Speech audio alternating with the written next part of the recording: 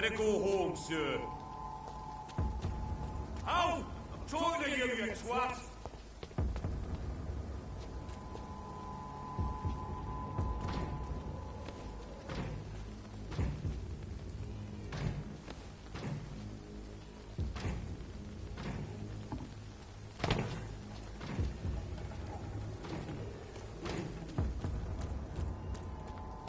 No good place for one of them!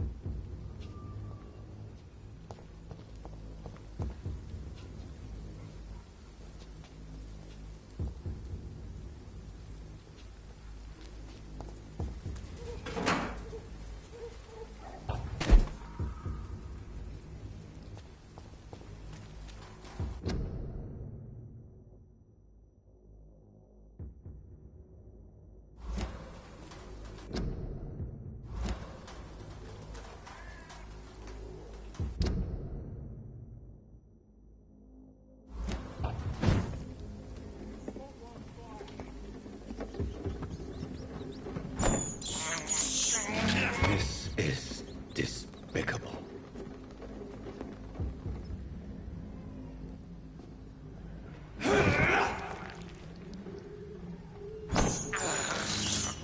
I can't believe I'm doing this.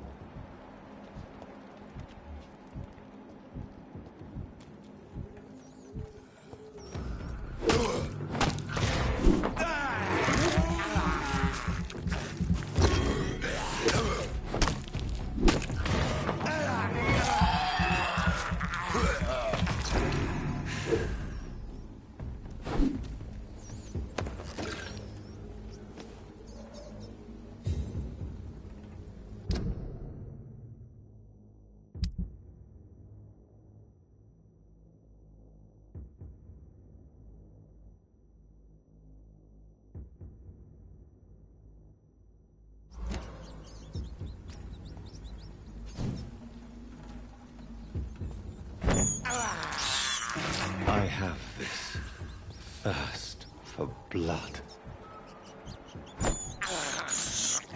This is despicable.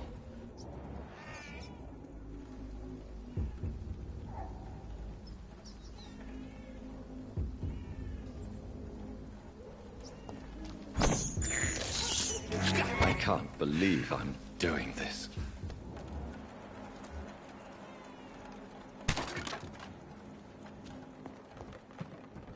More and more of these bloody leeches every night.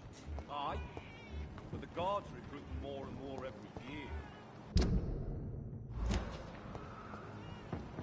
When did you join the guard? 2 days ago. Let's turn around if I were you. Go on! Off you trot! It's mine! I'll take it. Dear God!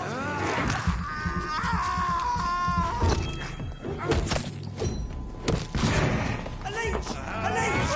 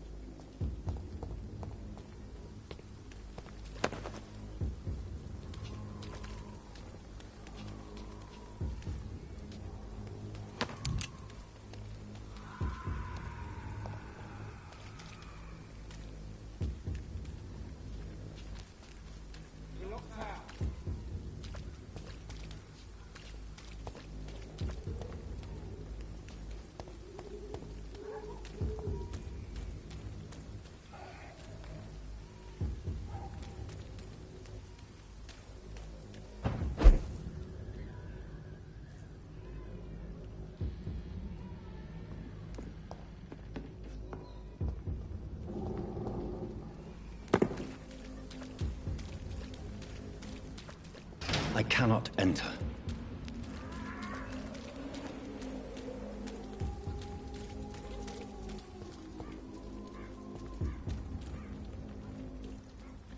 More and more of these bloody leeches every night. Aye.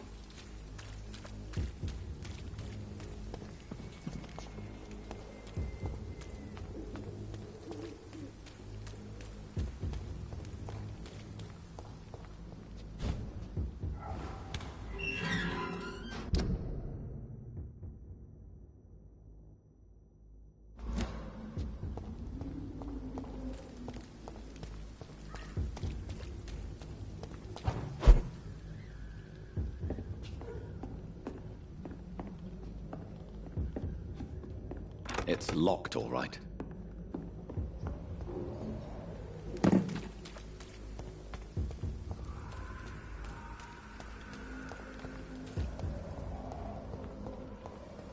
Whitechapel. This neighborhood is linked somehow to the kind lady.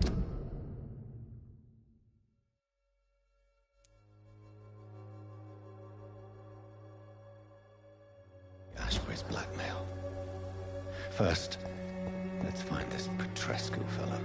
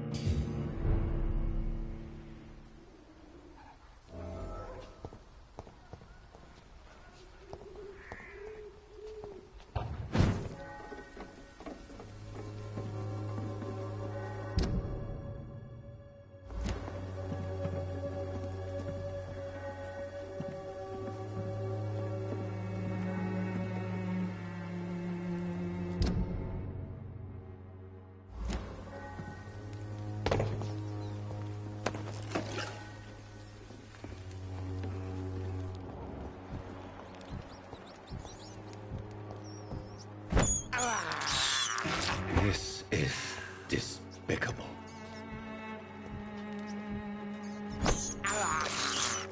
I can't believe I'm doing this.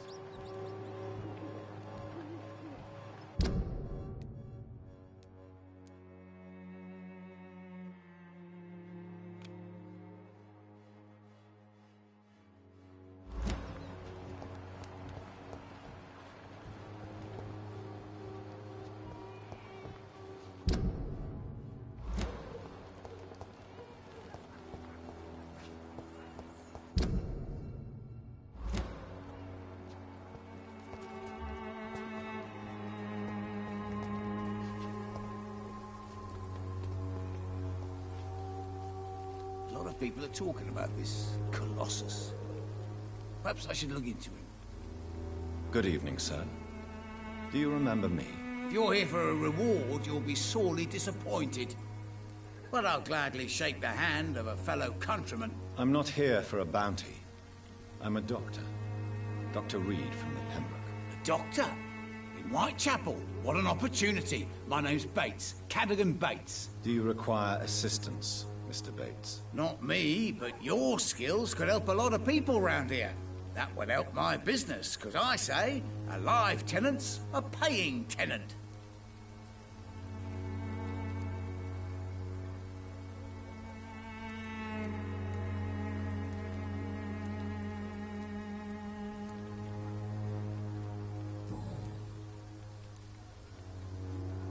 It's unusual to see someone so happy around here, especially considering the current situation. Why should I be sad now? There've always been wars, disease, tragedy. There always will be. That's an unusual way of seeing things in these trying times. I don't see why I should shed a tear for another man's woes. I'm healthy, and I intend to stay so. What is your business, exactly? I offer fair lodgings for a modest price to the poor and weary of Whitechapel. I see. And what about those who cannot pay? Well, deals can be done, if you know what I mean. Money's not the only currency. After all, I'm not immune to a pretty face. In other words, you take advantage of these poor lost souls. Begging your pardon, I thought you was a man who could appreciate the complexity of the modern world. Things ain't just black and white, you know.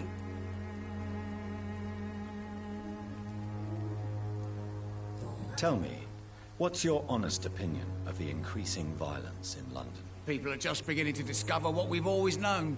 This city's rotten to the core. They just took their bloody time to wake up and notice it. What do you mean? People are acting like the violence is news. But it's always been savage down here. It just bubbles to the surface every now and again. What help could I possibly be to your business? That's simple. I already get good money from all those fleeing the war. Can you imagine what they'd be willing to pay if I could offer medical assistance too? Mr. Bates, do not make me regret saving your life in this quarantine zone. I understand, Dr. Reed, you're from a good family. Don't want to get your hands dirty. That's fine. I'll be happy to act as your middleman.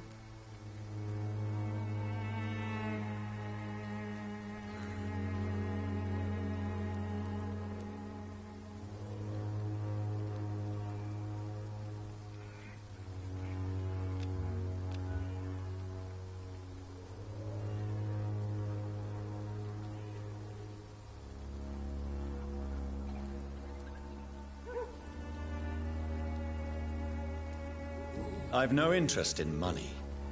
Perhaps one night I will visit you and take what I require. If that should happen, there will be no need for a middleman. So it's a no, then. That's too bad. The Reed tonic could have really helped people, you know, save lives. Isn't that what you do?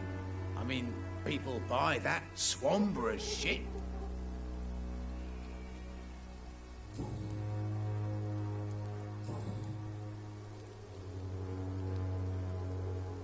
You seem to have recovered well since your attack. Do you ever think about what happened to you? Not much. It was a fucking nightmare. Savages, absolute bloody savages. Their appearance. Jesus. Made me want to puke. You'd better not come back here. I won't be around next time to save you.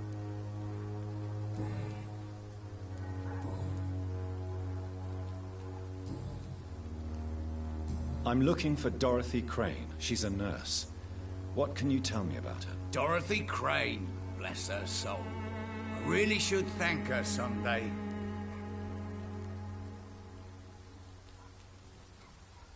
Tell me truthfully, why are you so thankful? By keeping my tenants alive, she's making me a rich man. Every month they live, it's more coin in my pocket.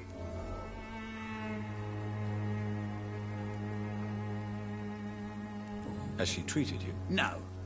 When I need a checkup, I'd go to a bloody doctor, not some back alley clinic full of sick foreigners.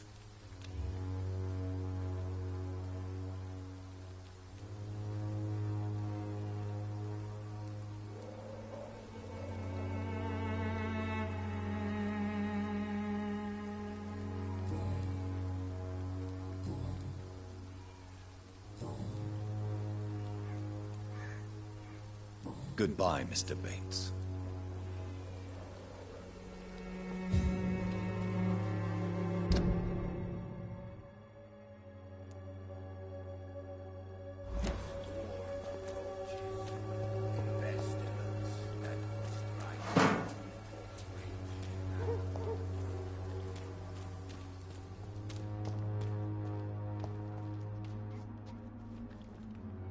It's locked.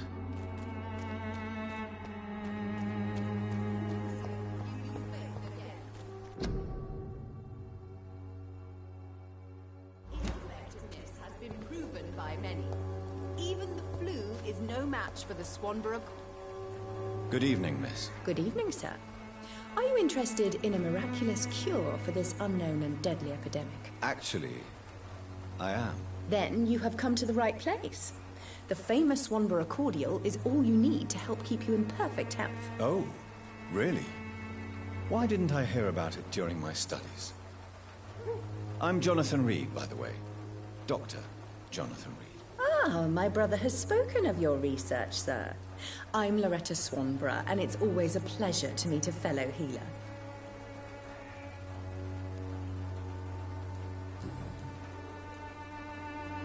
Tell me, who intrigues you most in Whitechapel? The region itself is something to see, but I would say Camellia the mute florist who gives away her flowers.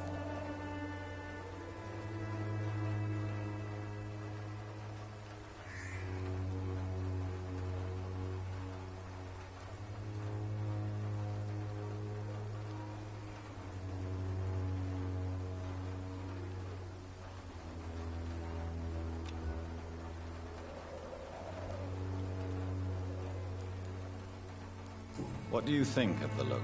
Most of them are afraid. or desperate. They all come to me eventually for my remedy. Is there anyone I should avoid? Cadogan Bates, without a doubt. The bloody bastard remorselessly exploits poor migrants as soon as they get here.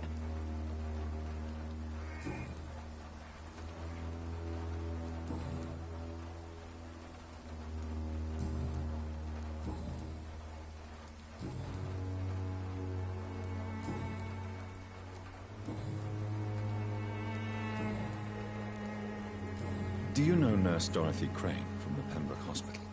I'd like to know more about her. I don't like to talk about competition. Competition, you say? Never met her, but it seems she provides some sort of medical care to the poor. The whole thing has to be some sort of scam, if you ask me. I'd like to see what kind of medicine you're selling.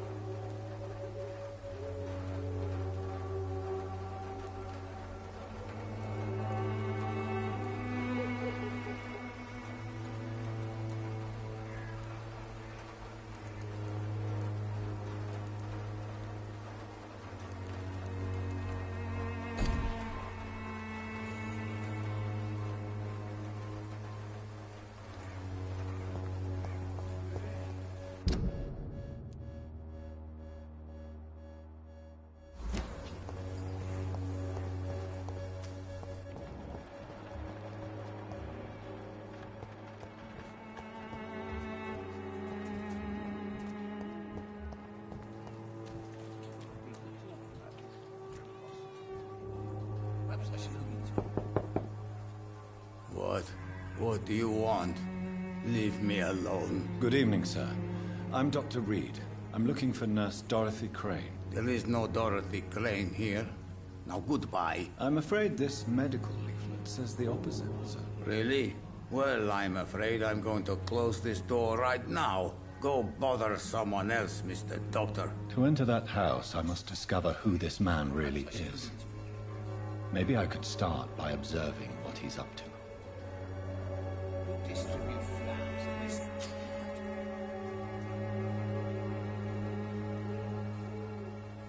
This district seems to get uglier every year.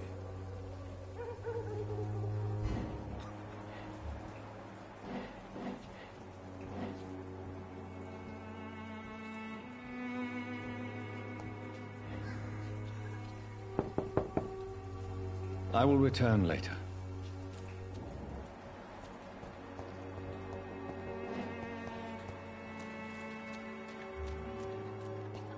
It's locked, all right.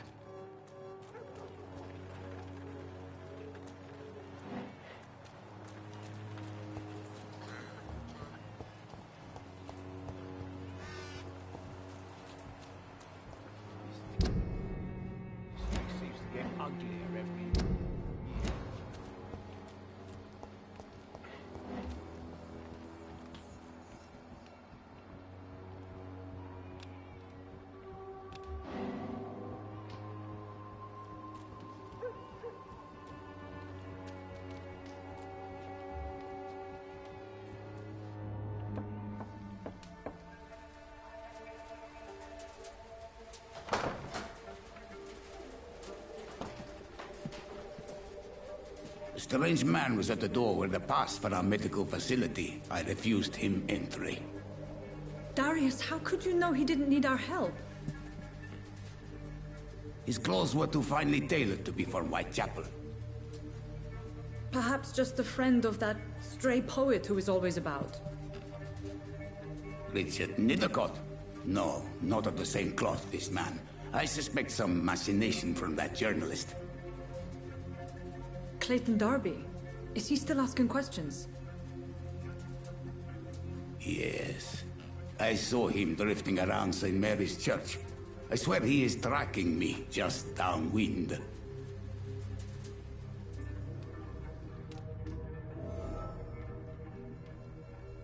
I must talk to that journalist or the poet. They must know about Darius. Nearby the church they just mentioned.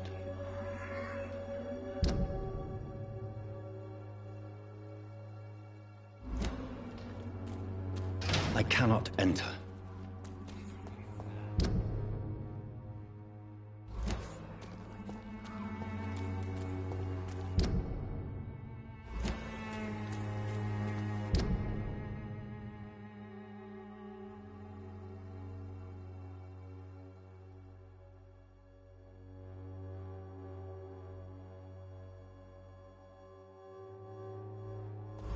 This district seems to get uglier every year. Mr. Bates. Evening, Doctor.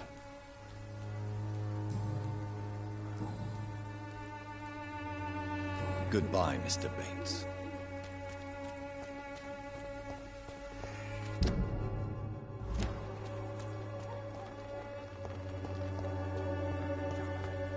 We even used to be neighbours, for Christ's sake. I prefer not to give you another beating, Barrett. Welcome, sir. Please, take a browse of my wares. I am Dr. Reed. I would like to ask you a few questions, if you don't mind. Doctor? Interesting. I'm Barrett Lewis. Usually I don't have time to waste with talk, but at this hour of the night I can hardly refuse. How is business around here? Business? I have no business. Between this racket, theft, and customers getting scared, I'm losing money every day. I see. Sounds like you blame someone in particular for your situation. It's no secret Joe Peterson spends his time harassing merchants. But with me, he's trying to put me out of business once and for all. As a merchant, you see Whitechapel every day. Have you noticed anything out of the ordinary recently? What you mean besides the epidemic, the war, and all the usual crap? As long as I can remember, this part of town has been a bottomless pit, and no sign of the bottom yet.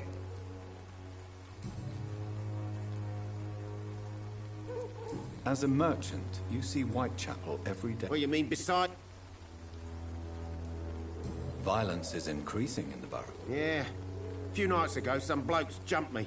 Came out of one of the condemned workshops. Fever. Madness. Something like that. Where did this happen? Why did you go there? In the closed workshops nearby. I worked there as an apprentice in better days. Now I only go to find trinkets or tools. Too bad I was mugged, though. There was good money in that little box of loot I lost. Have you been hurt? No, but that's only because I ran like hell.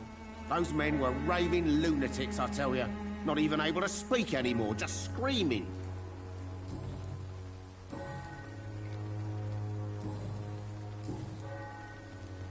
Have you heard of a nurse called Dorothy Crane? Nurse Crane? So the bitch really is a nurse, then? Always thought she was just some crafty foreigner, that one. Yes, she's a nurse, and quite a good one. What did she do to gain such notoriety? Dorothy Crane ain't even a real name. Something like Dorothea Craniu. Something like that.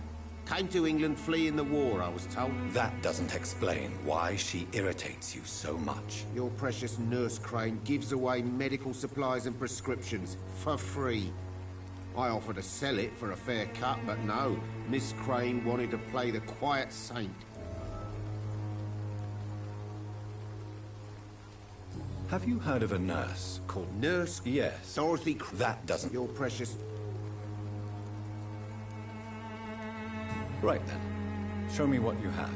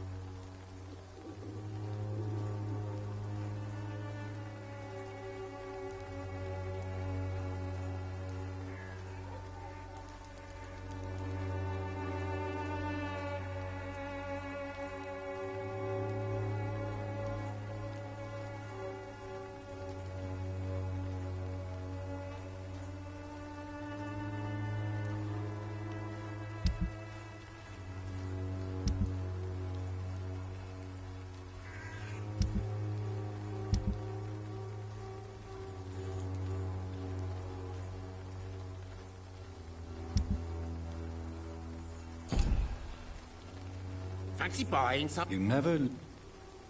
Right then. Show me what you have.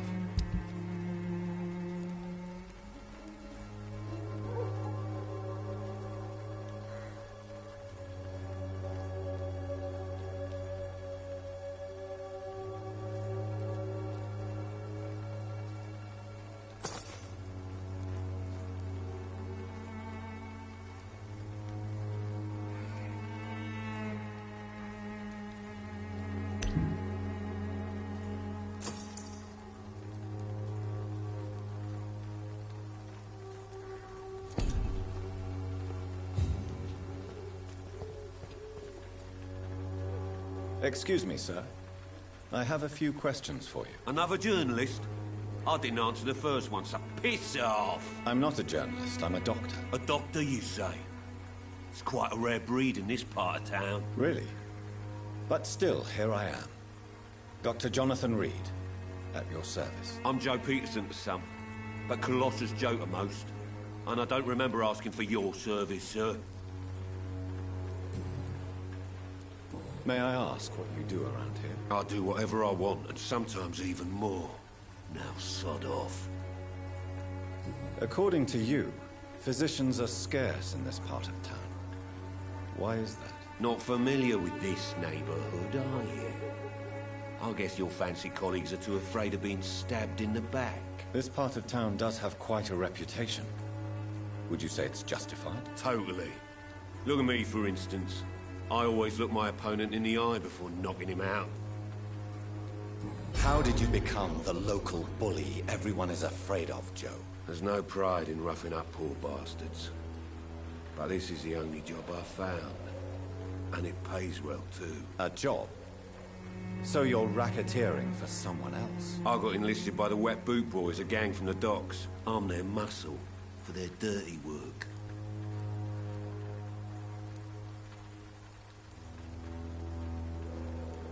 Most people don't become thugs when unemployed. This is a choice you made. I don't care what you think, sir. I do what I have to do for my own reasons, and that's that. I'm not sure Mr. Lewis would agree with your by all means necessary philosophy, sir. Oh, do you really think he's the poor victim here? Barrett can be as sneaky as anyone. Long ago, I even called the bastard my best friend.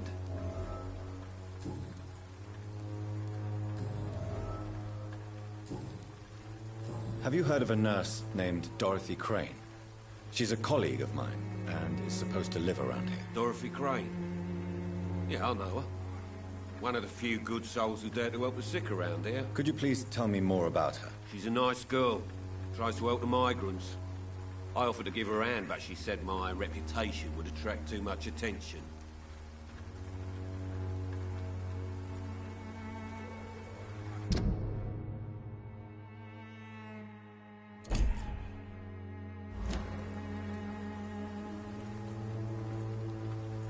Can I offer you my medical expertise, Mr. Peterson? The name is Colossus Joe.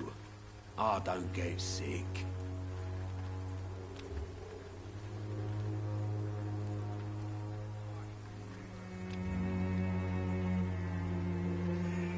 Can I offer you my medical expertise? The name is...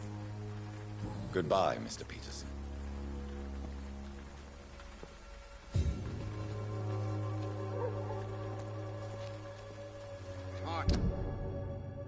Should never have taken up my father's business.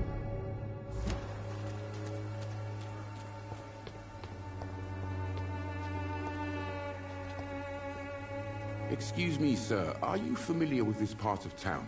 Name's Clayton Darby, reporter. Sorry, I'm new to Whitechapel. But perhaps you could help me since you're a journalist. My name is Jonathan Reed. Dr. Reed, the famous surgeon. I'll gladly help if I'm able, sir.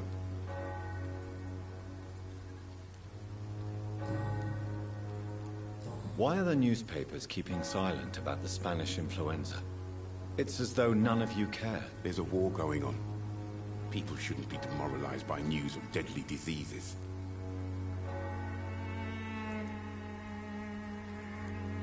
I served in France. Our top priority must be to put an end to this butchery. This war must stop now. Sir, streets are a battlefield too. An invisible and untold war is going on, and it must be stopped. Have you any idea of the danger you face in these streets at night? I've had to run and hide more than once from frenzied mobs incensed by the fever. Do you think the flu is really responsible for this, Doctor?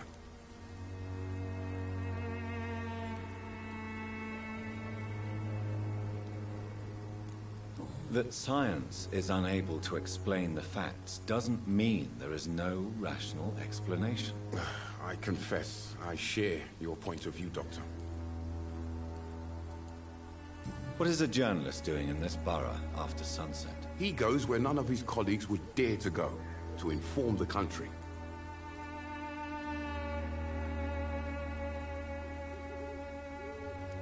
So you risk your life to reveal the truth. I saw many reporters do the same during the war. Whitechapel is the crucible of so many untold stories and tragedies. I want people to know them.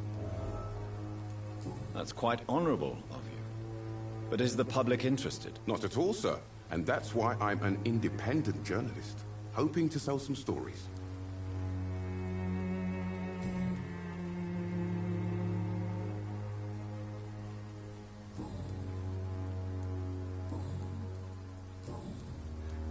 I heard you're investigating an underground medical dispensary in Whitechapel. What do you know about it? Not much, I'm afraid. They are wary of strangers, and I'm not really an acquaintance of theirs. Why do you care? I'm afraid one of the nurses from the Pembroke Hospital may be involved with unsavory activities. Ah, could it be Dorothy Crane? Without a doubt, you are a damn fine journalist, Mr. Darby. What do you know of her accomplice, a man named Darius? I don't know much about the man. He's very cautious. Never goes out. Doesn't seem to have any friends or family.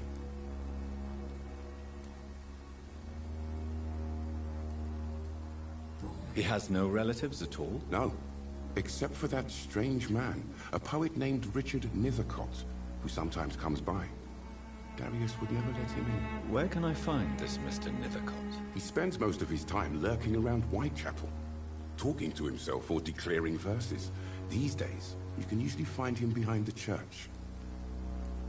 He never goes out? No. A few days ago, he unexpectedly did. I followed him, but it was just a ruse to keep me away from his house. Really? How do you know? He went to the nearest mailbox, but just before posting his letter, he ripped it up and threw it away.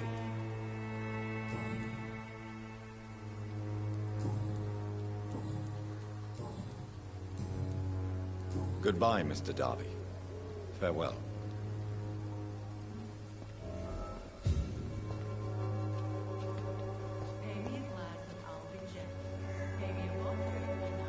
Forgive my interruption. Do not apologize, my son. Father Tobias Whitaker is always happy to teach mortals about the incoming Armageddon. I am Dr. Jonathan Reed, and I just have a few questions. A scientist? You are much more lost than I thought, my son.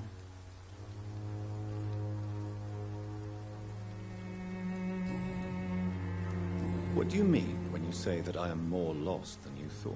All scientists are entangled in a world of causes and consequences, and most of them can't see the plain truth. Quite a judgmental opinion, if you ask me. But what do I know? Blinded by science as I am. But you are seeking answers, aren't you? Answers about the Armageddon about to strike the city. Answers about the hidden truth. I am. But the answers I seek are based on facts, not superstition.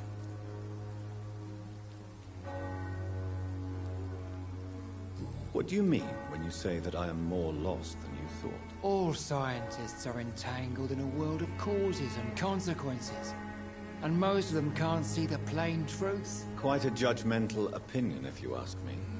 But what do I know? Blinded by science as I am. But you are seeking answers, aren't you? Answers about the Armageddon about to strike the city. Answers about the hidden truth. Well, I suppose I can spare a few minutes listening to your so-called truth. As a doctor, you must be aware of the decimating epidemic. But let me tell you that this so-called Spanish flu is just the beginning of the end. What do you mean? The beast is finally revealing itself, corrupting the flesh and the heart of men. With my own eyes I have seen them, those minions from the abyss. Really? And what would be your answer to this biblical threat? We must fight the disease before this legion outnumbers us. But not with scalpels and microscopes. No. What is left then? Cleansing fire.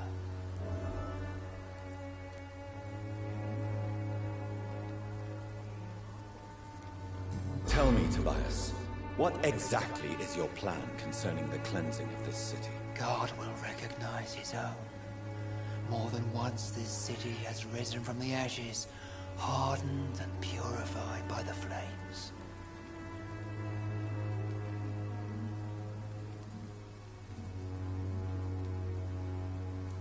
Purification by fire has proved useful, but where do you stop? Burn the clothes? The buildings? The corpses? Worse? Your lack of faith is predictable. But my task is to convince rational minds like yours to see the light. This is God's will. You're mad. And dangerous. You're nothing but a soulless butcher. A small-time Torquemada. The Savonarola of Whitechapel. My son, if you think salvation is a free gift, go listen to the lies of that pompous fool, Joseph. Joseph, a fool? Vicar Larrabee of St. Mary's Church. While he continues preaching his fraudulent redemption, more and more people die in the streets. What do you mean when you say that I am more lost than you thought? All scientists are entangled in a world of causes and consequences, and most of them can't see the plain truth. Quite a judgmental opinion, if you ask me. But what do I know? Blinded by science as I am. But you are seeking answers, aren't you? Answers about the Armageddon about to strike the city. Answers about the hidden truth. Well, I suppose I can spare a few minutes listening to your so-called truth. As a doctor, you must be aware of the decimating epidemic. But let me tell you that this so-called Spanish... What do you mean? The beast is... I have heard enough. Goodbye. Good evening, Miss... It's far... Have you any friends? Any family left in these terrible times? No. But I have a disciple I see as my son.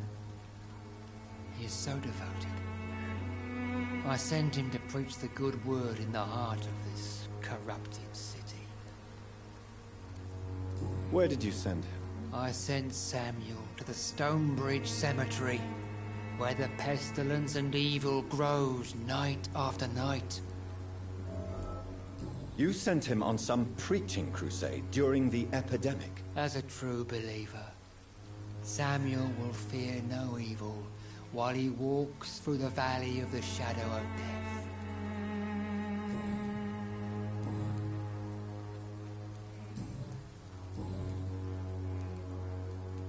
Do you know Nurse Dorothy Crane from the Pembroke Hospital?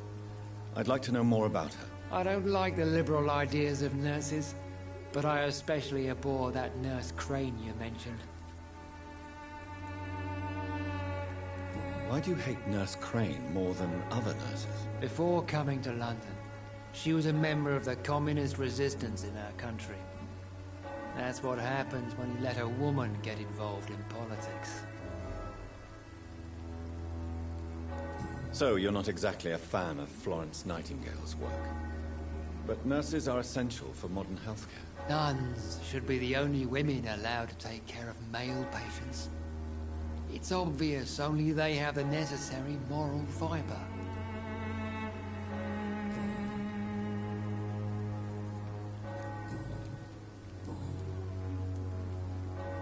Don't you fear getting sick yourself? I've been touched by God's grace.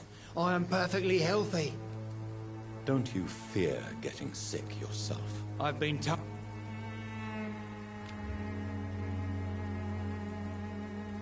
I have had enough for tonight. Goodbye.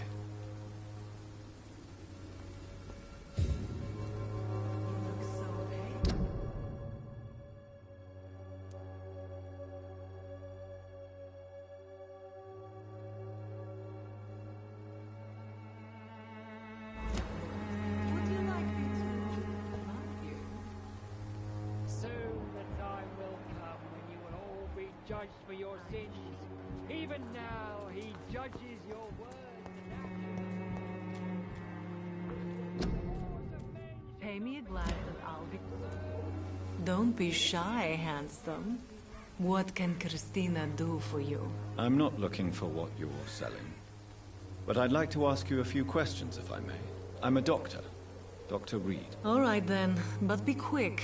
Though I usually get paid when I open my mouth.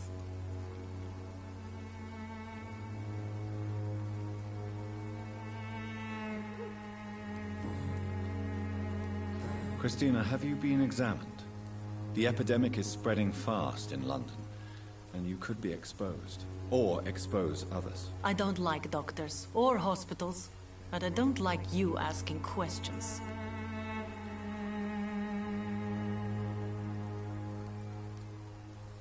Considering your line of work, I assure you it is only a matter of time before you have health issues. If it is going to happen, it will happen.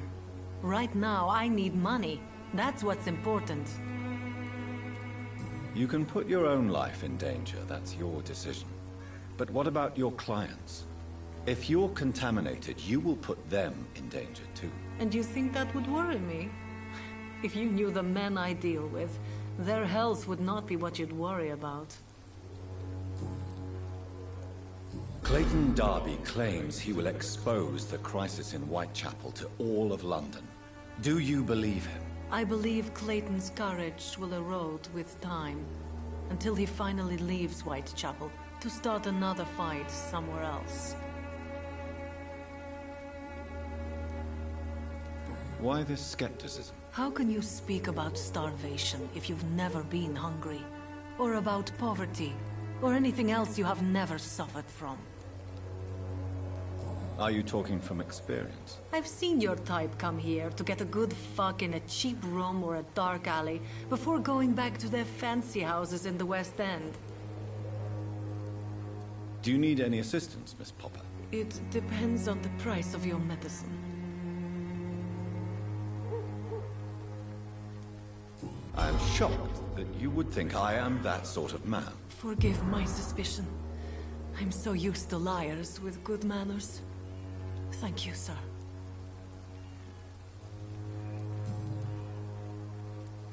Clayton Darby claims... I believe...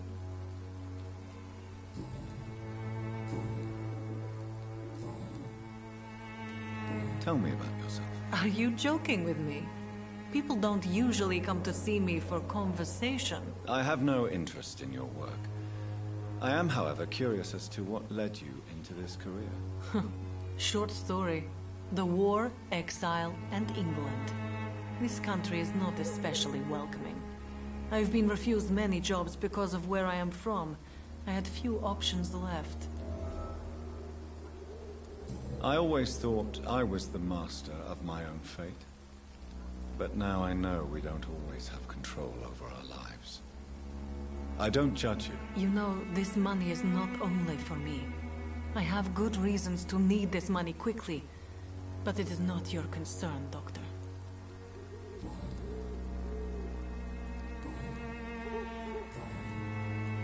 Do you know Nurse Dorothy Crane from the Pembroke Hospital? Anything you can tell me about her would be helpful. I don't know her, but I know her name is Dorothea Crăciunescu. She came from Romania like me and many others. You seem to respect her. Dorothea helps the sick people of Whitechapel. Everyone should respect that.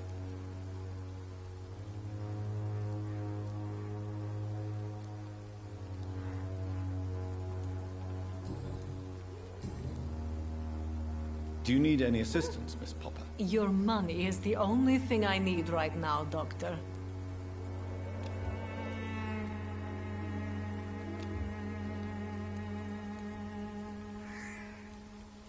Goodbye, miss.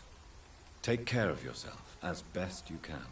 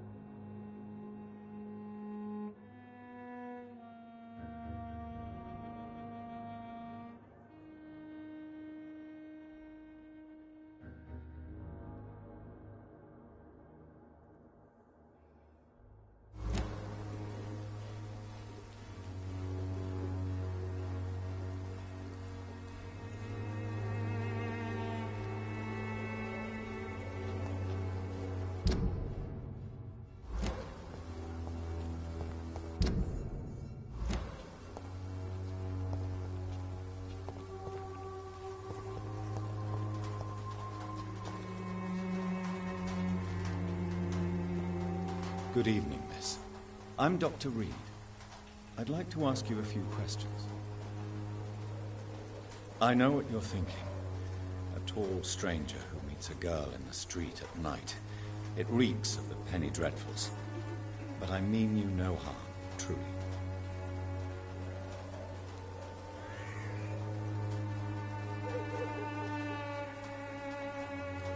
I know you understand what I'm saying.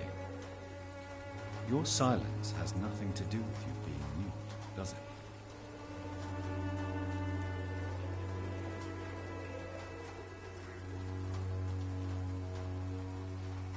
Very well. Goodbye, then.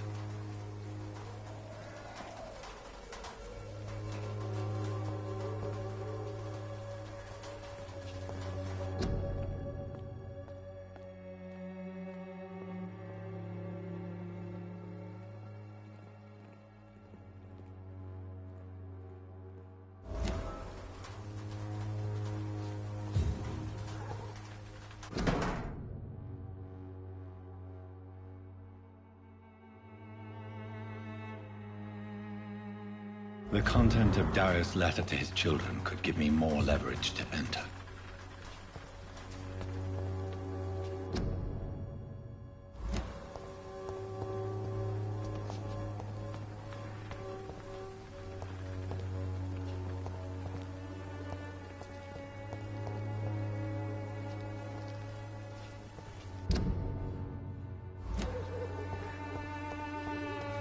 It's locked, all right.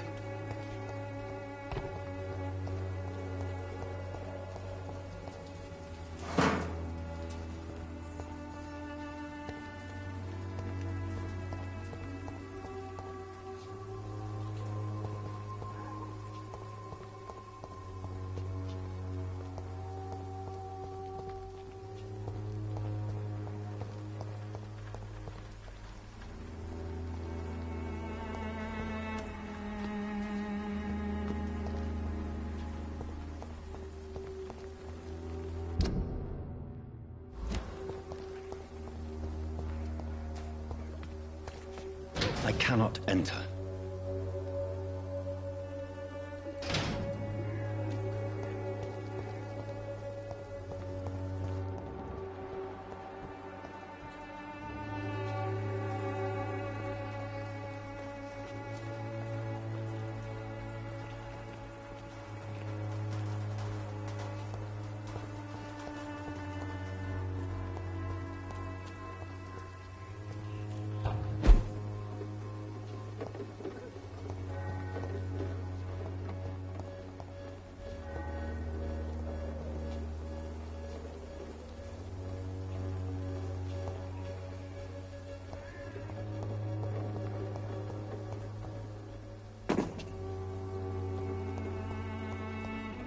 It's locked, all right.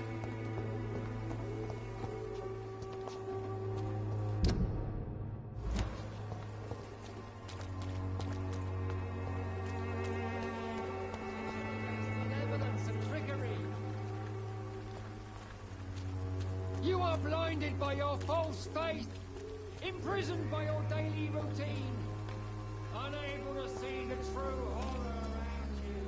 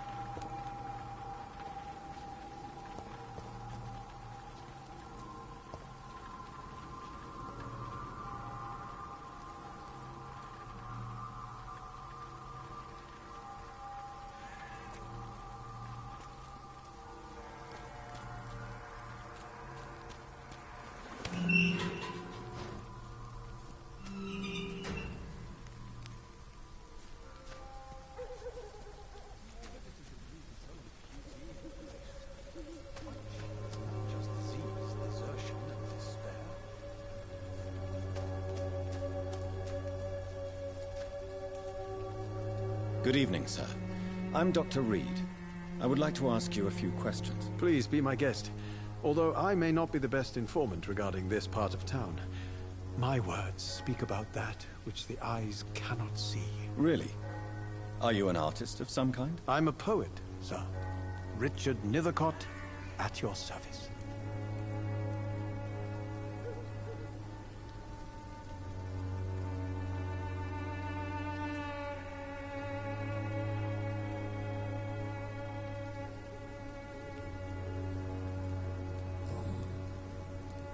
May I ask what you're doing at this hour of night, sir?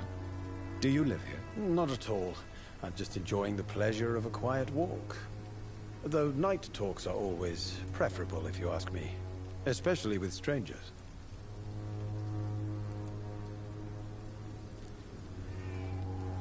But are you not afraid of the epidemic? Oh, why should I? I see some equity in the Spanish flu. No flesh should be saved, say the scriptures. Good or evil, rich or poor, all are equal in the eyes of the flu. If you say so. But as a physician in a time of epidemic, I must caution you to avoid unnecessary exposure, sir. Thank you, Doctor. But we both know the seeker of truth has to go boldly where the weak dare not. What are your thoughts on the terrible situation in this city? Terrible, you say? No. Of course, the death of so many innocents is a tragedy. But the scourge has not been all bad for the city. Oh, no, sir. What are you talking about? Do you remember London before the flu? Noisy, cacophonic, quiet nowhere to be found. And now, listen to this oddly peaceful silence. Yes. The enjoyable silence of the grave. You have a unique perspective on the situation, I must admit. Most people fail to understand my perspective. I don't blame them. But how could I call myself a poet if I veiled my feelings? Are you aware that your life could be in danger in this part of town? But this is where I must be to feel the real beat of the city. I had to come, see it for myself, alone.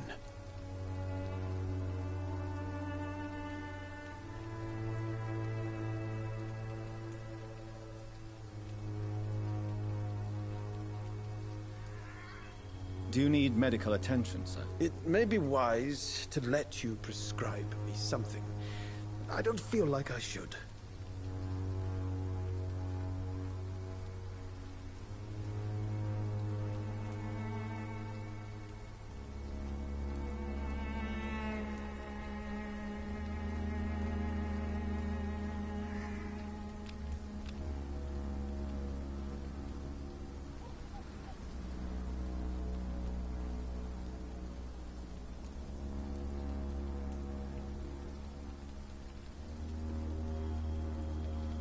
I will see you later.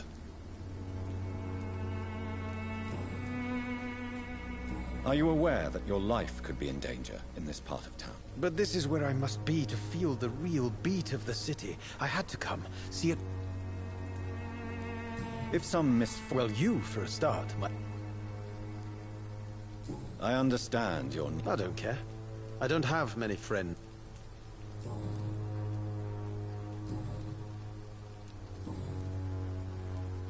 Tell me, Mr. Nethercott, why seek inspiration in Whitechapel? The place is not beautiful per se, but how to explain it? Stirring and challenging.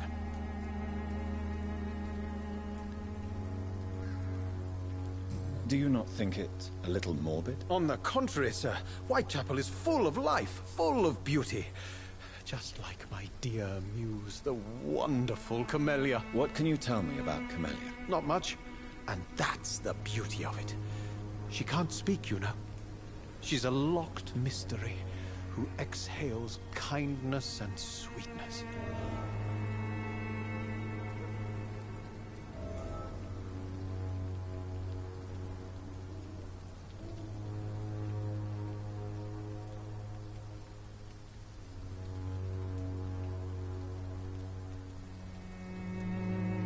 Perhaps you're just afraid to find out the truth about your muse. One day, perhaps, I'll ask her to come with me. But will she still be my wild flower of Whitechapel if she moves uptown? And have you ever tried to learn more about her? Where she lives? How she survives? Whom she may know? Maybe I prefer she remains an enigma. Reality can be so dull, don't you think?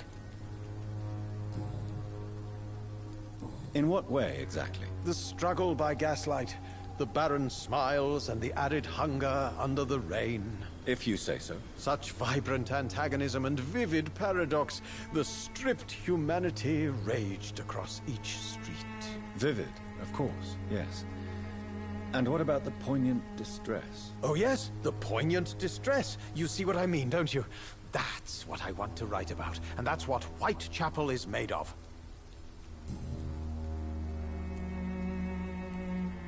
Did you know the mute florist is a member of a secret society? No, I didn't. But I thank you for this information, sir.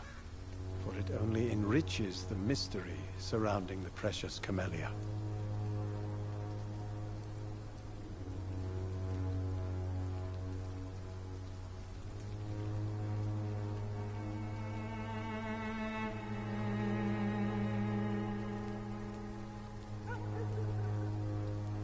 Are you not curious?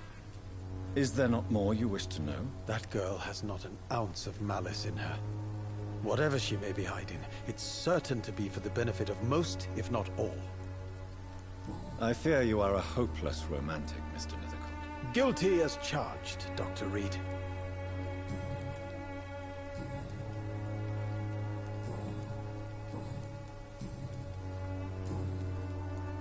May I ask you a few questions about the district? Extraordinary part of town, is it not?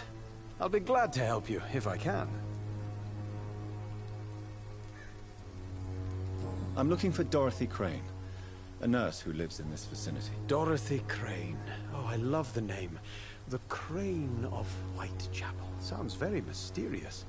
But, sorry, no, never heard of her. What can you tell me about an old man called Darius? Darius Petrescu? Yes, I know him. At first, I thought he was only a small publisher.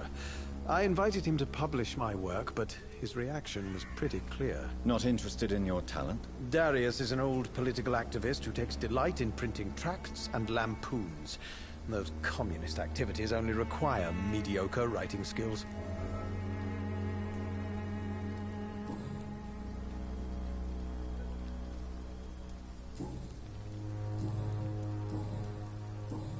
I'll leave you alone, sir. Darius is a bit less of a mystery now. It should not be that difficult to incite him to let me in. Oh, Camellia, the silent flower of Whitechapel, an angel made flesh, I tell you.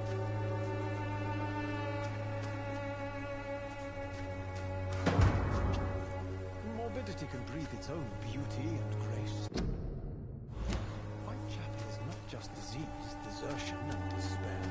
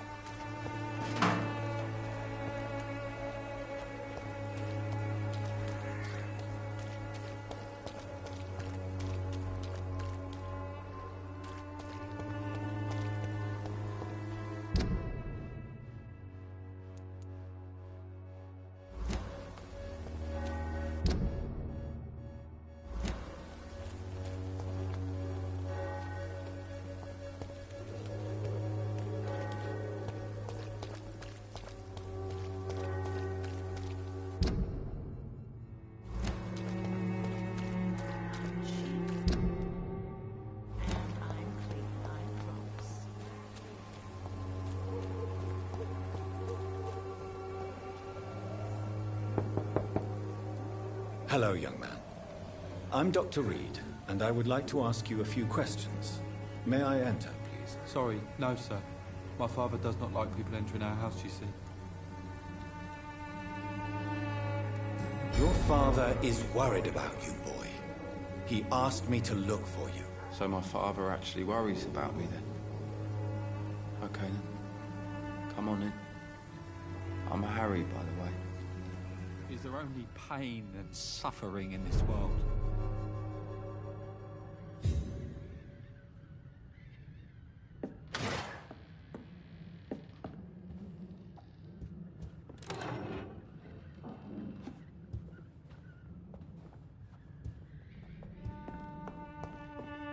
Even my dreams are soaked with gloom.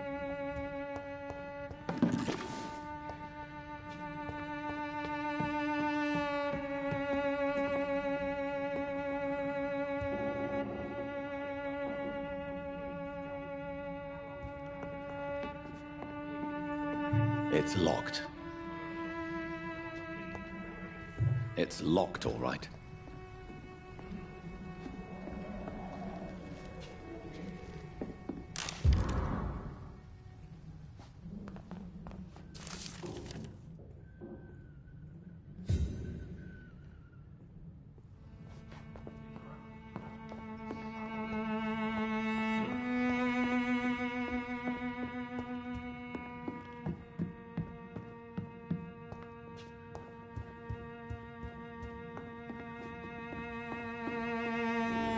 So, may I ask you a few questions? I'm not bothered. What could be worse?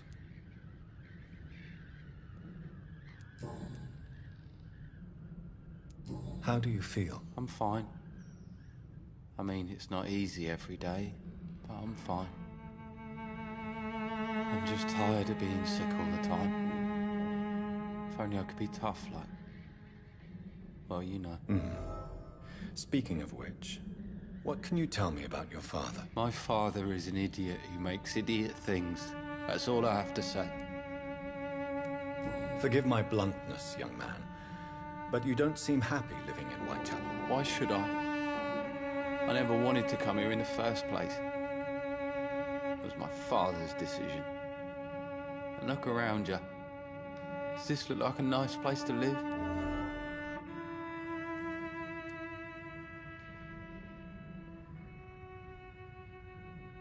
You have a roof over your head, a place to call home. Many people here are not as lucky, you know. That's exactly what my father says. Harry, you should be grateful for what you've got. I wasn't even consulted when we moved here. If life here is so terrible for you, why don't you just leave this place? Have you ever spoken to your father about it? I don't go outside. It terrifies me so. I went outside once without my father noticing and I saw terrible things. Bloody and frightening things. So that's why you stay at home all day? For fear of the epidemic? I'm not afraid of disease or death, Dr. Reed. It's the living I'm afraid of.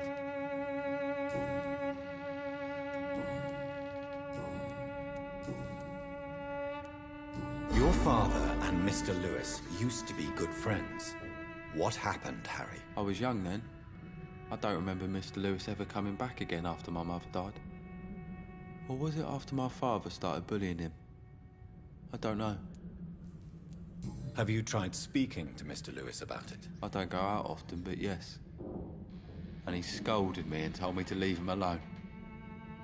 I guess my father frightens him too much. But you are not responsible for your father's actions. Am I not?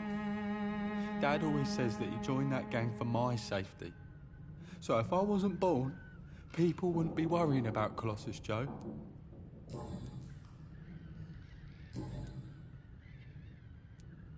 Do you know Nurse Dorothy Crane from the Pembroke Hospital?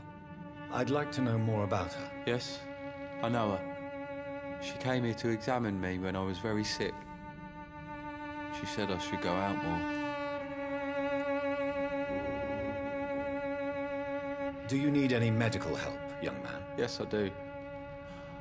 feel so tired. I don't know if it's the epidemic, but everything seems so hard.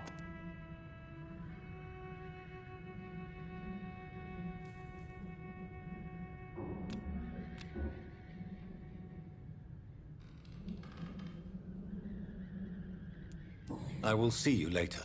Goodbye, young man. Take care of yourself. Even my dreams are soaked with gloom.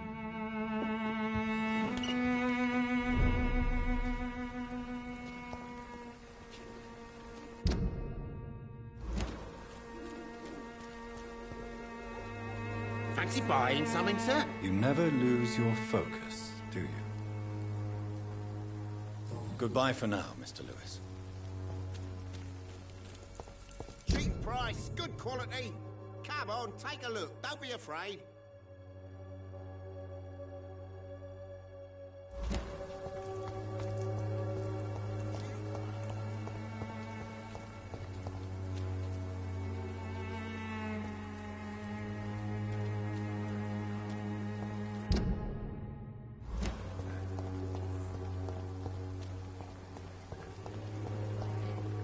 Even the flu is no match for the Swanborough cordial.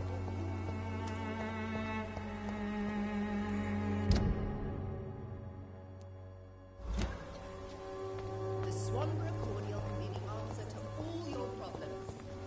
As long as you have the money.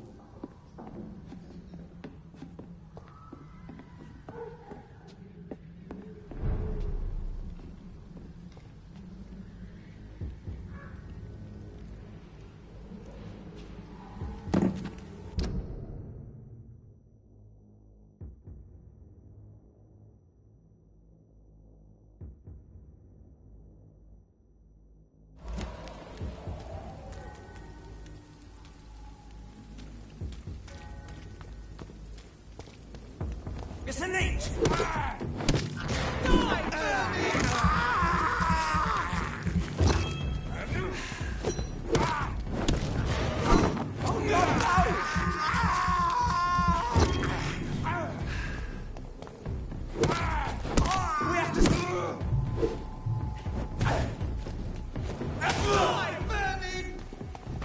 We have to stop it!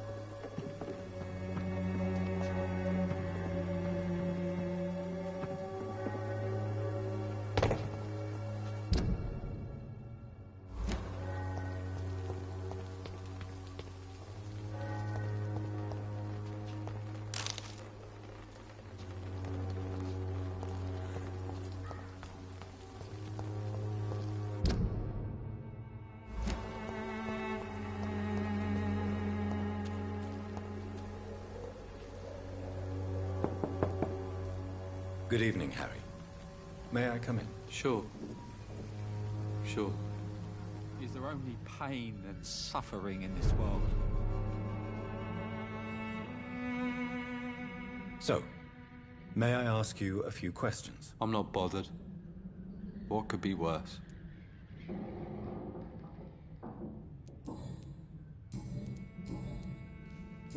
Do you need any medical help, young man? Yes, I do.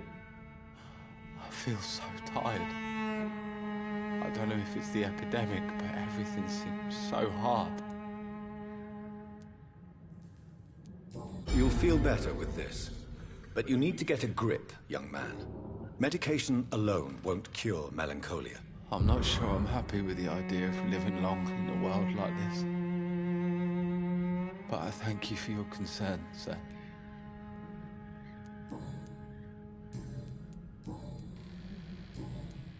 Do you need any medical help, young man? I'm feeling okay, I guess.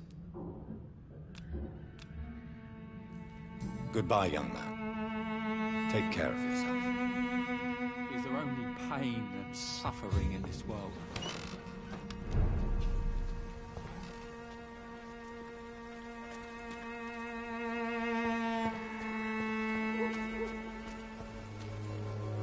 Good evening, Christina. Change your...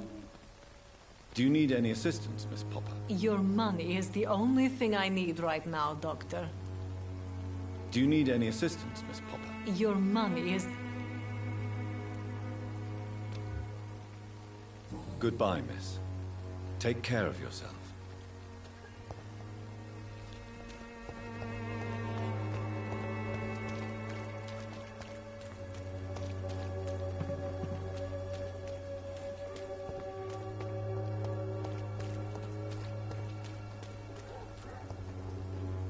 Good evening, Doctor.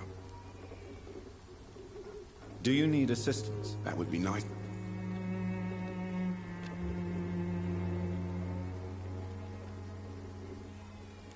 I will... Goodbye, Mr. Darby. Farewell.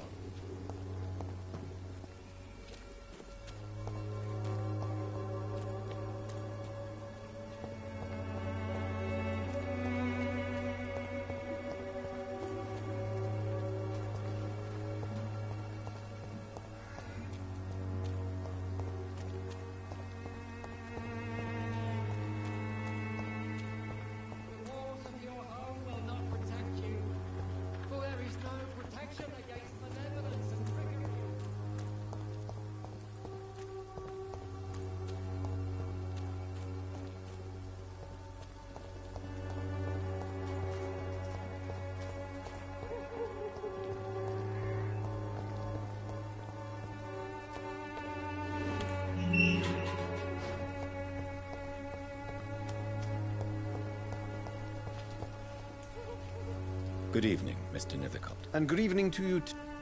Do you need medical attention? It may be... I understand your appetite for words and macabre beauty, sir. But you should be more careful. The nutrition of my mind is more important than my physical health. But I appreciate your concern, sir.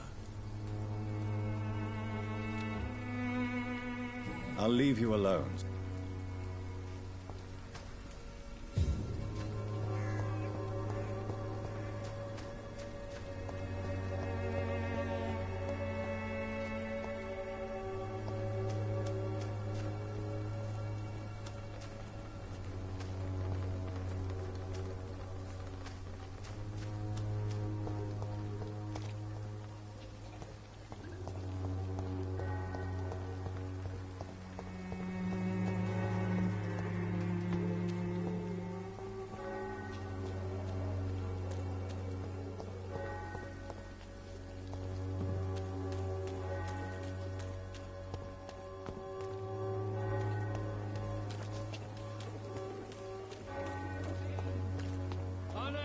See the true horror around.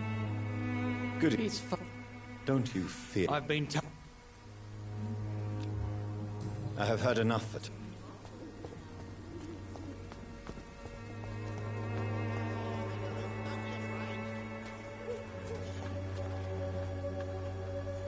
You?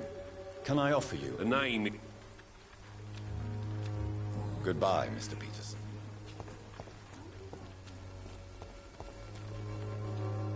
fancy. You never... Goodbye for now, Mr. Lewis.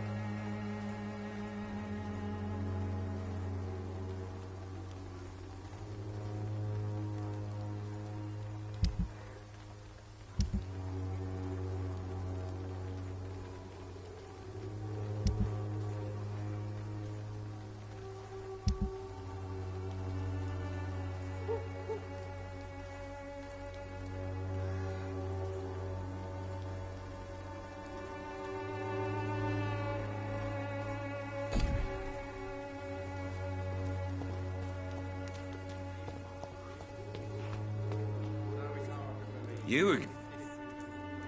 Can I offer you... a name? Goodbye, Mr. Peterson.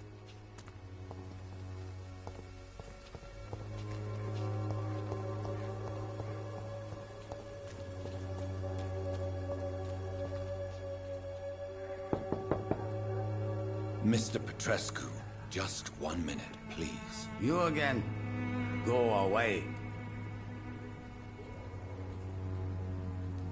Sir, wait. Stop this nonsense. I know Nurse Crane is here. Shall we speak man to man, you and I? All right. Speak up. Don't you see we're on the same side? We fight to help the poor, sick, and abandoned. I'm nothing like you, Mr. Doctor. Yes, you are. You too believe in providing medical care without charge. You know what we have to sacrifice to make the world a better place. I have to admit your words have conviction. All right, I'll let you see Dorothea. Don't make me regret this, though.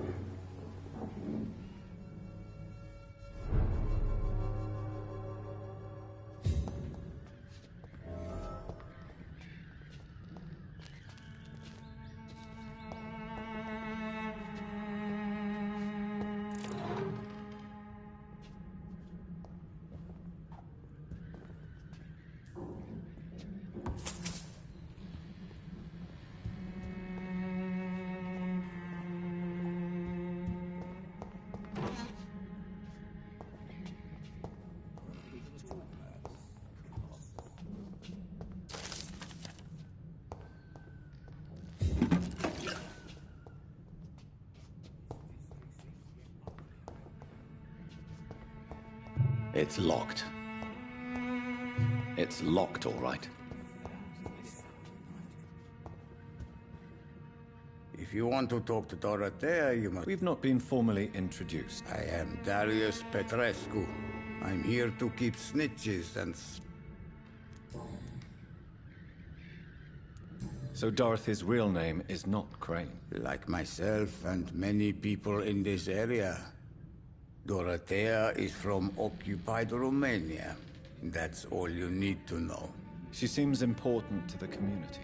More than you can imagine. The West End does not want to hear of Whitechapel's misery. Dorothea is one of the few doing something about it.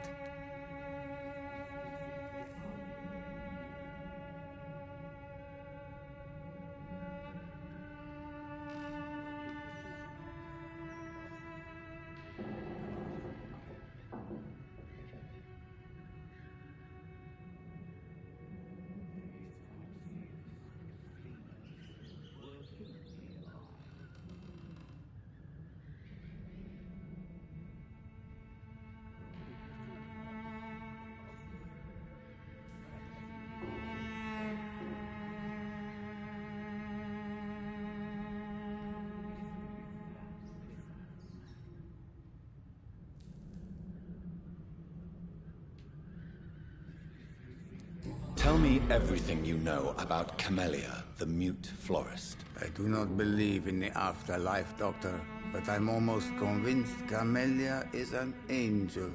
She volunteered to give out our medical leaflets. Are you not worried for her safety? She is as brave as she is tough, and clever, too. If only I had met her when I was younger. Are you in love with Camellia, Mr. Petrescu? Don't be stupid. If I had met her when I was younger, we could have won our revolution. Who is she, really? Do you know where she's from? She's not from around here, that's all we know. Camellia is not even her name. It's her favorite flower. You say she has no close family? Well, there's that awful poet who constantly follows her around like a lost puppy. A good man for sure, but a very poor writer. Do you need some help, Mr. Petrescu? I am very tired, but that is all. I don't need you, Doctor.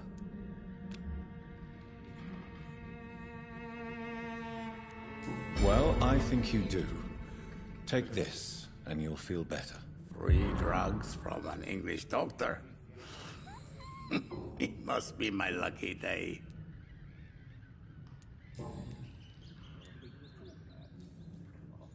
Do you have any family left, Mr. Petrescu? Children or grandchildren? Who knows? I have abandoned my people for so long, they might as well be dead. As dead as I am for them, I suppose. Don't be embarrassed, sir. If you must know, my own father disappeared many years ago, and I forgave him. It's quite awkward to talk about our families like this, but thank you, Dr. Reed. I appreciate your trust.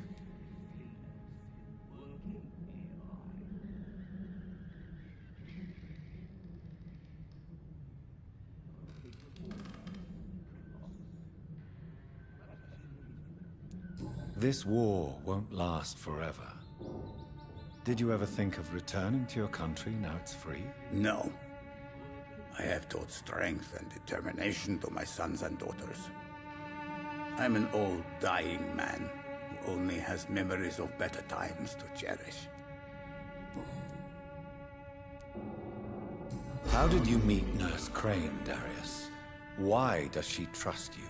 I'm her oldest friend in England. Dorothea and I share many ideas about this country and about the country we left. You mean occupied Romania, don't you? Even if not directly, I fought against your enemies. Really? Then perhaps you have more in common with Dorothea than meets the eye, Dr. Reed. I know you fought for your country when it was occupied, Darius. Tell me more about it. I know my days are numbered, and I know I won't see my homeland again.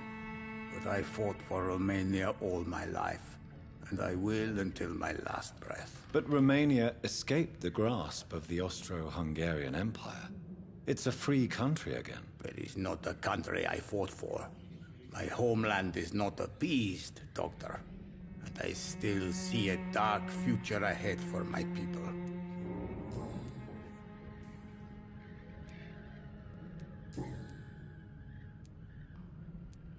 I know you fought for your country. I know. But Romania... But it's not... Goodbye, Mr. Petrescu.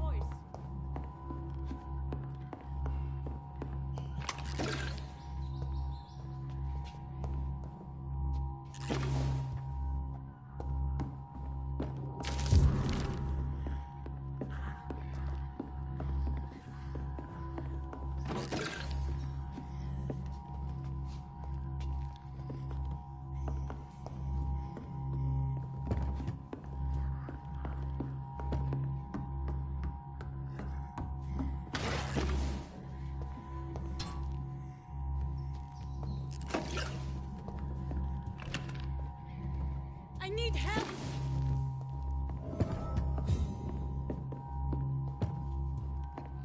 He's going into convulsions, Doctor! What do we have here, nurse? Patient Razvan Vasily. High fever running on 3 days. Complaints of dizziness, muscle aches, and head pain. Diagnosed with influenza. Treatment? Aspirin and salicin for the fever and discomfort. Liquids for dehydration, but he's having trouble keeping even water down. Thank you, nurse. Anything else I should know? He did lose consciousness this morning, but he's never had convulsions like these. He's not convulsing, he's choking. He's not getting any air. Scalpel! Hand me that scalpel! What can I do, Doctor?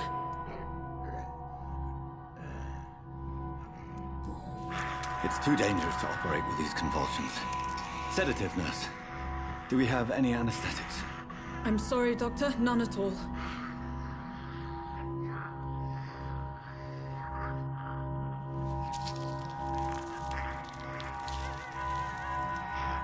I need to perform a tracheostomy. Short pipe. That rubber tube will do. We're going to cut a passage for air through the neck. Yes, Doctor. He's breathing again, but he's coughing up blood. Internal hemorrhaging. I need to make another incision into the chest cavity to drain the fluids from the lung. Prepare another tube. A thoracostomy. Doctor, we've nothing to fight the infection. We need an aseptic environment. Right then, Nurse Crane. What do you suggest we do? I've no idea. I'm not the doctor. Time is of the essence. We need to perform a thoracic drain. Yes, Doctor.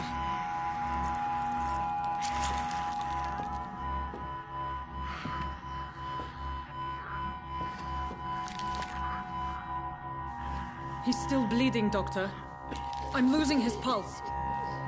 The drain must have punctured the intercostal artery. There's too much blood. Are you all right, Doctor? I can't see.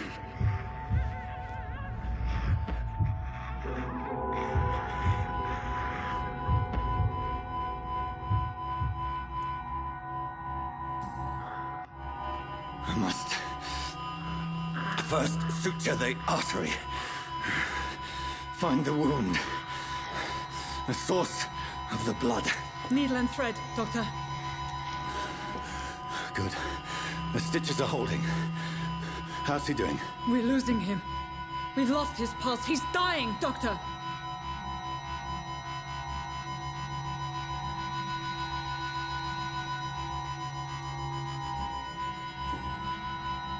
Cardiac massage, now. Cardiac... What? Are you making this up as you go along?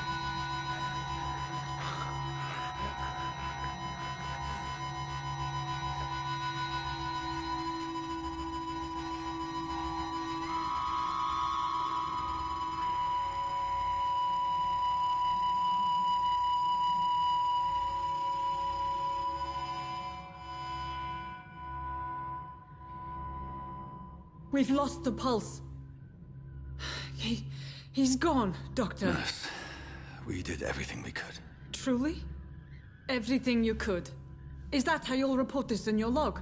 Is this how the war went? Piling up one poor corpse beside the next? This was not an influenza-induced seizure.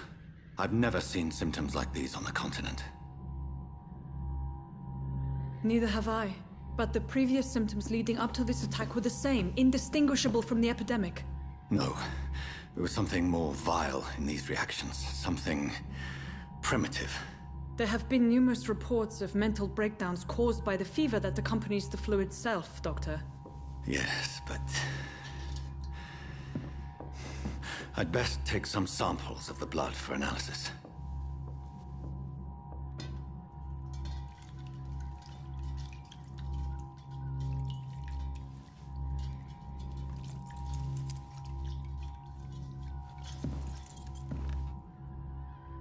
I doubt you're here to test my bedside manners.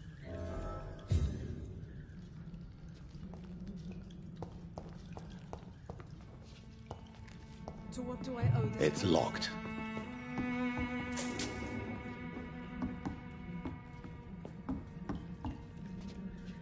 This is an unfitting place for the illustrious Dr. Reed. You shouldn't be here.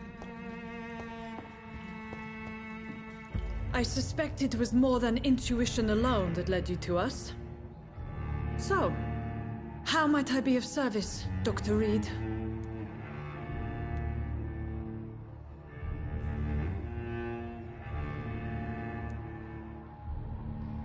I've come to put an end to this insufferable blackmailing, Dorothy. Doctor, you think your warnings scare me? I've stolen and plied, blackmailed and lied, but what else am I to do? I'm all these people have.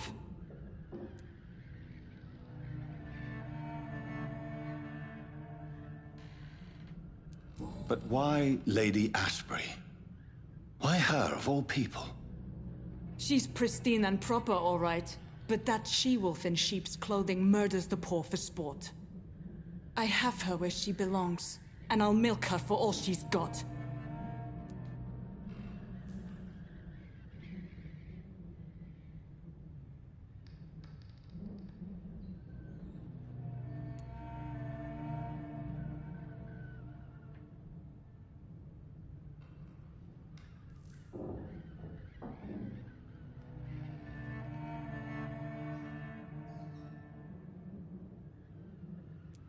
Dr. Swansea is a sensible and honest man. He wouldn't have refused your friend's care at Pembroke. It's easy for you to say, Doctor. These people cannot go to the police, nor to the hospital. They don't even speak English. They depend on me for everything. So, the end justifies the means. Is that your defense? I know you're kind, Doctor. Just another fine-heeled, silver-spooned gentleman who was given the world on a platter. You know nothing of poverty. Nothing of the shame, the hunger, the loneliness.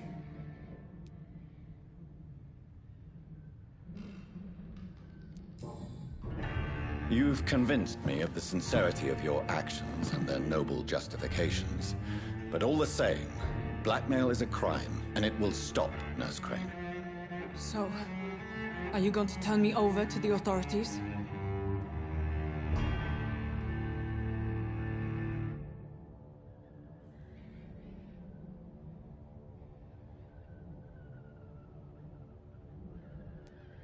Listen very carefully, Dorothy. You will erase from your memory everything you pretend to know about Lady Ashbury and Pembroke Hospital. Let that rich bitch off the hook over my dead Nurse body. Crane, enough. Listen as if your life depended on every word. I know you've a generous heart who gives freely to those in need, but you shall walk away from the shadier streets of your business. I will never abandon... Dorothy, the discussion has come to a close. Your clandestine activities in the Resistance are over. Let it go. I'll let it go. Yes. All gone.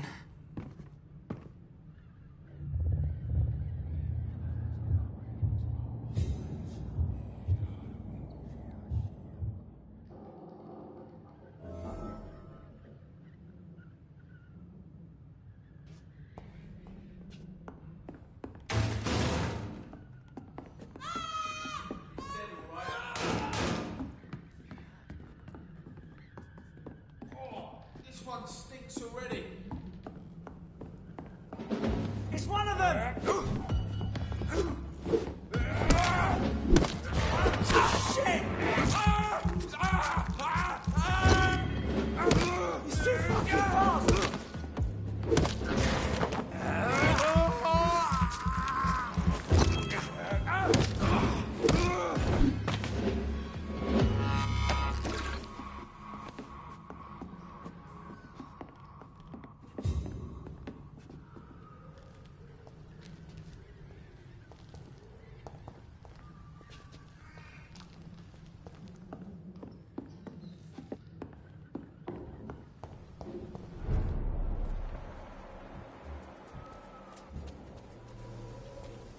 Watch yourselves! This one of them! It's on in! It's on in!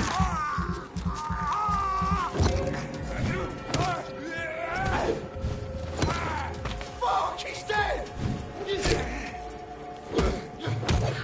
being bitten!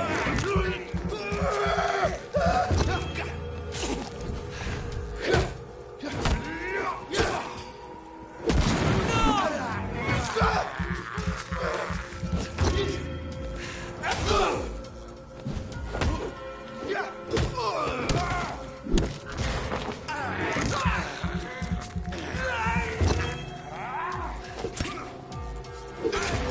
down! Finish it!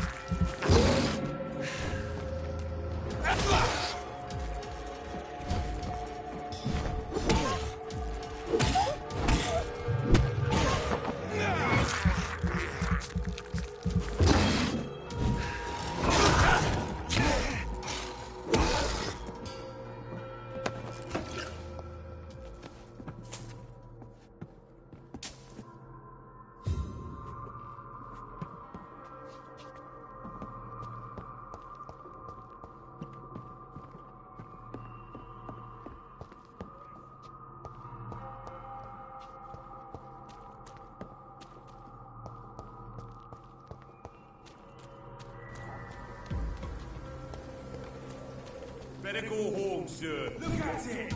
Fish is busted!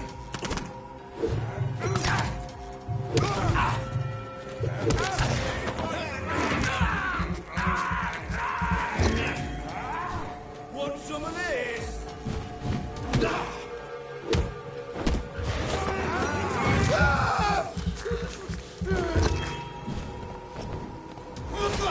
Oh my god!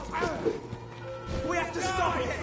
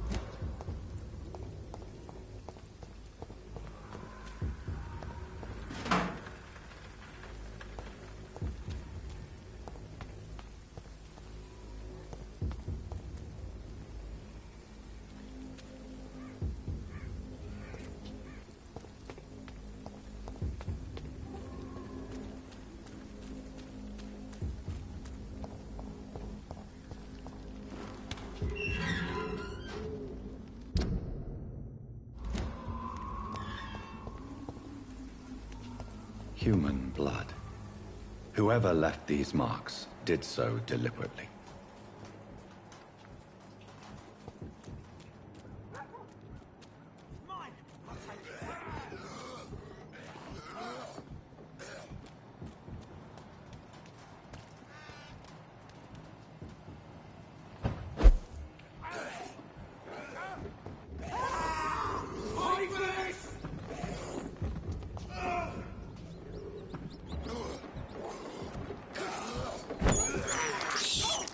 This is despicable.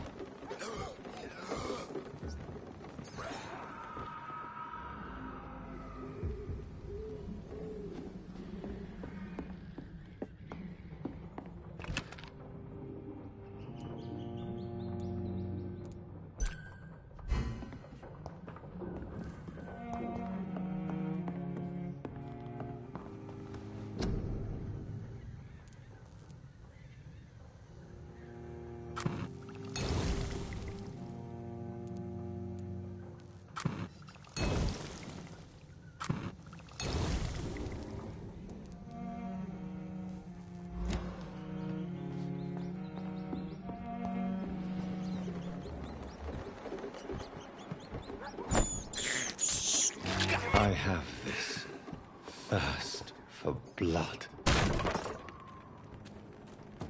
Kill him, boy! In a fucking grave! Crush the leech, boys!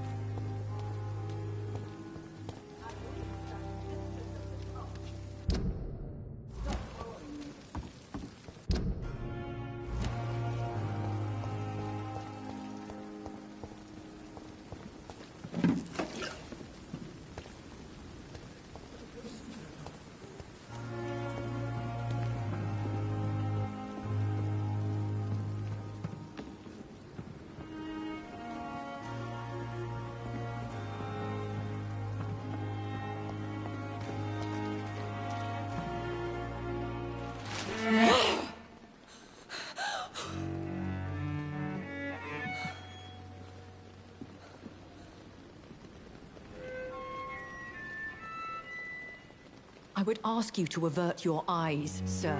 Or did you not know it was rude to stare? I knew it. Speak up, Dr. Reed.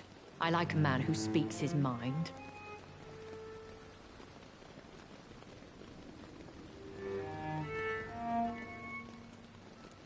You killed him. He trusted you. And you killed him. Spare me your sarcasm, Jonathan. You are but newly born in this world.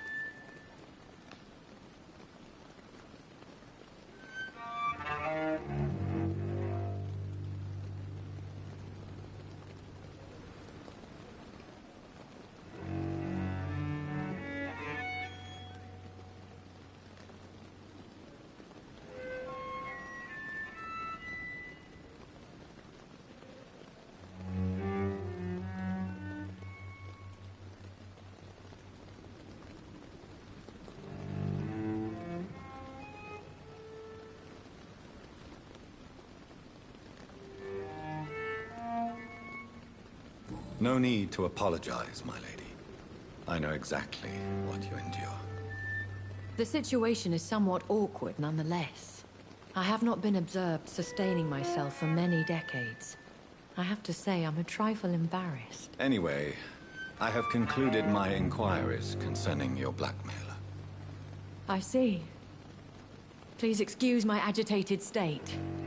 Under normal circumstances, I wouldn't let anyone see me in this condition. The case is closed, your ladyship. The person who took advantage of you has, shall we say, seen the error of her ways. So who was it? My lady, the blackmailer was dealt with using the utmost discretion. The culprit's identity is of no relevance. Thank you, Jonathan. That is exactly what I needed from you. You have proven your loyalty, so, as a friend, please accept this small token of my appreciation. Thank you, my lady. If you have an inclination to learn more about vampires or your current situation, I will be glad to aid you in your quest for knowledge.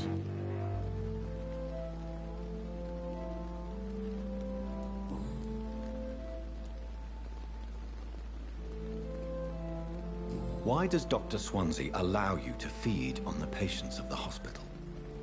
Dr. Swansea is a good and compassionate man. He is trying to find a solution for our hunger. Until that happens, he is clever enough to understand that I only feed upon the dying.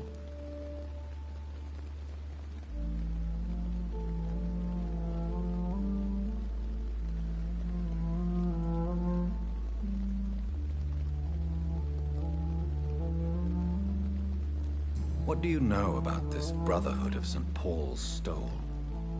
The Brotherhood is well known amongst London vampire society. As long as our kind is discreet, and as long as they do not interfere, we have come to a mutual understanding.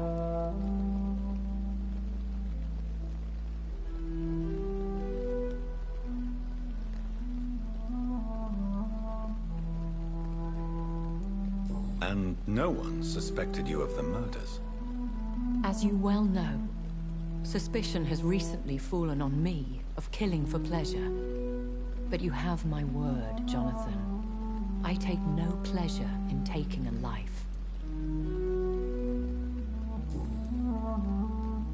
I know this is beyond the pale, but may I inquire your age? Really? And I thought you were gentlemen. If you must know, I'm 27. I've been 27 for a long time now, and 27 I shall remain.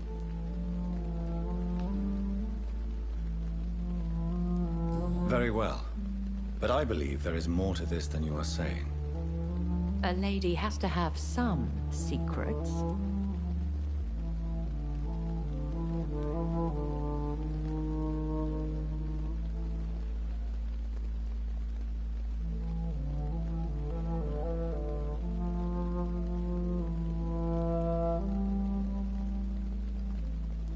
And who bestowed upon you this eternal youth? My maker.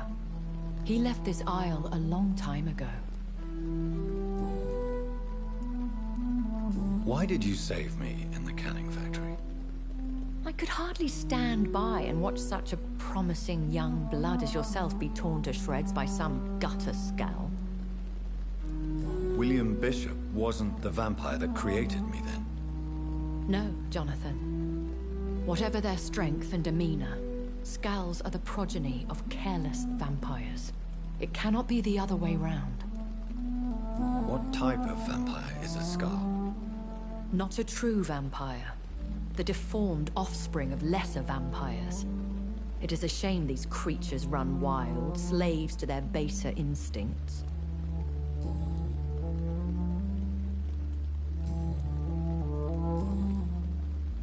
I've been away from London and England for 3 years. This isn't the city I remember. Things have gone from bad to worse here, Jonathan. I've lived in this city for a long time, and I've never seen it like this. The Spanish flu has hit London that bad?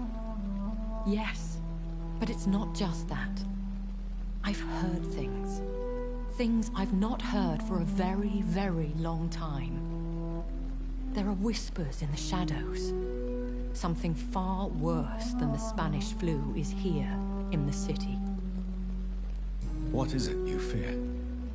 Fear has long since flown this form. But there is something malevolent circling us. I feel fear is merely waiting in the wings. Are there many vampires here in London? Immortals are of a rare breed, and we often tend to hide. But you may occasionally meet some of us at night. Do you know any of them? Have you an idea of the identity of the vampire who attacked me? You mean your maker? No, Jonathan, I have no clue. To let you discover your new condition by yourself. What do you mean? Every now and then, you may discover an immortal in the deep of the night. But we are a rare and reclusive breed. Our progeny is almost never accidental. Will they all be as affable as you, my lady? I do not see why not.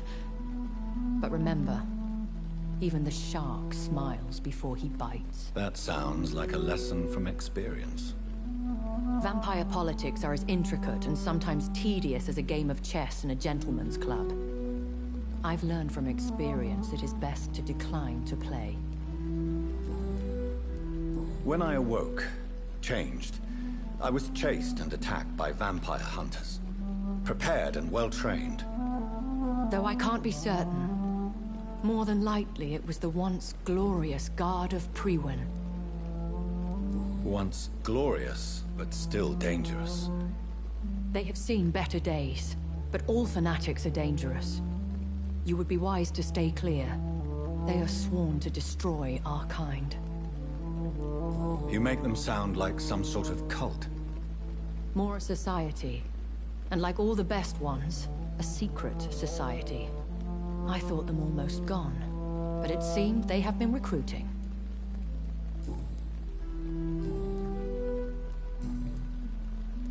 I've been hearing a voice talking in my head.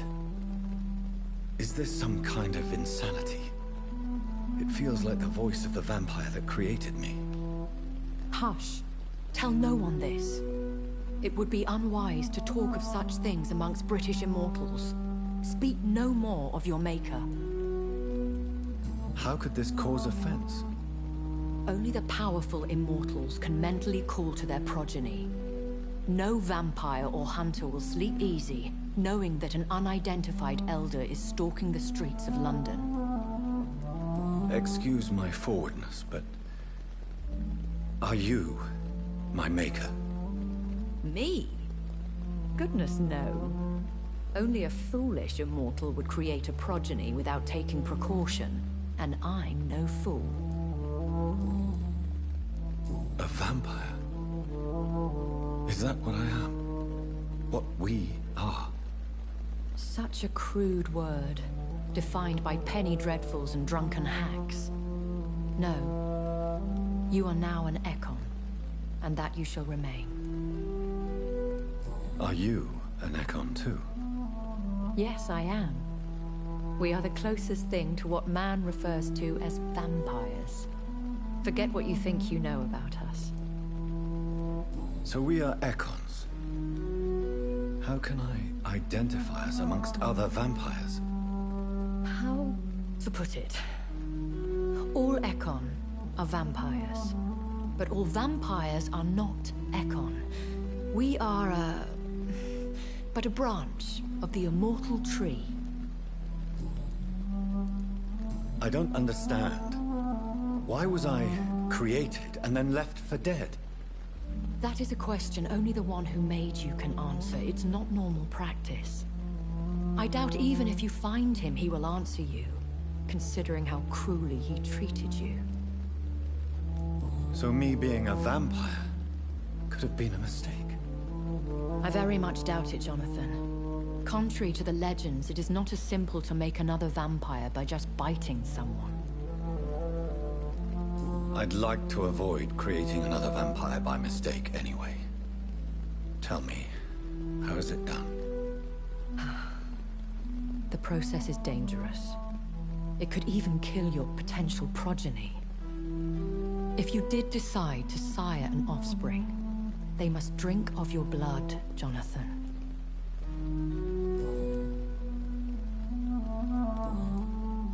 I bid you farewell, for now, my lady. I must quickly analyze the blood I took from Nurse Crane's patient.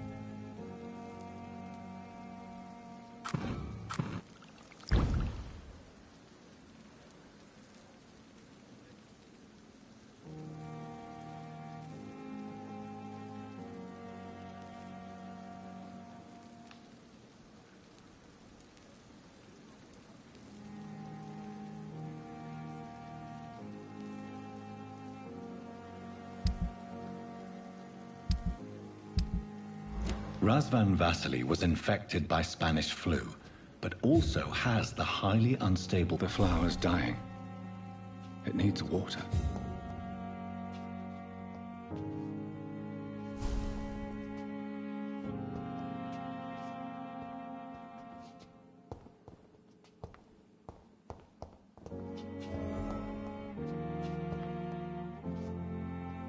The flower's dying. It needs water.